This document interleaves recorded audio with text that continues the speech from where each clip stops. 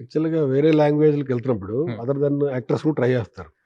కానీ negative shade villain role ఏదైనా గాని మంచు మనోజ్‌ని తీసుకుంటాకి సజెషన్ కారణం డైరెక్టర్ చాయిస్ కంప్లీట్‌గా.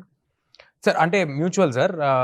నేను కార్తిక్ గారు అనుకున్న తర్వాత అంటే ఇది ఒక టిపికల్ నెగెటివ్ రోల్ కూడా కాదు సార్. ఆ క్యారెక్టర్‌కి ఒక చాలా స్ట్రాంగ్ రీజనింగు, బ్యాక్ స్టోరీ అయన్నీ ఉన్నాయి. చాలా లైఫ్‌లో చాలా చూసి వచ్చిన ఒక క్యారెక్టరు. అంత స్ట్రాంగ్‌గా ఉండాలి. అండ్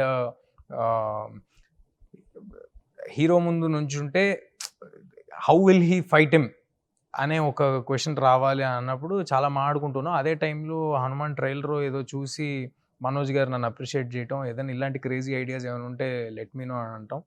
ఊరినే నేను ఓ రోజు కార్తిక్ గారితో అంటే నేను ఎళ్లి కలుస్తానన్నాడు. నేను కాంటాక్ట్ ఎక్స్‌చేంజ్ చేశాను. ఆ ఊరినే జస్ట్ కలుస్తున్నారనుకున్నాను గానీ, ఆ మీటింగ్ అయ్యే టైంకి నాకు ఫోన్ చేసి నేను చేసేస్తున్నాను సినిమా. ఐయామ్ సూపర్ ఎక్సైటెడ్ అది ఇది అన్నాడు. I was happy with it. Yeah! అంటే ట్రైలర్ చూస్తే చాలా గ్రాండియర్‌గా ఉంది. మనోజ్ అవును సార్. ఎపిసోడ్స్ కూడా. He'll look fantastic sir. చాలా బావుంటారు. చాలా పవర్‌ఫుల్‌గా చేశారు. Ah, Mano I think as an audience Manoj గారి బెస్ట్ లుక్ అని చెప్పొచ్చు. సినిమాలో మీకు 1-to-1 ఉంటుందా? యాహ్! ఫేస్ ఆఫ్ ఉంటది సార్. ఫేస్ ఆఫ్ ఉంటది. ఆ ఫేస్ ఆఫ్ గూడా చాలా బా వచ్చింది సార్.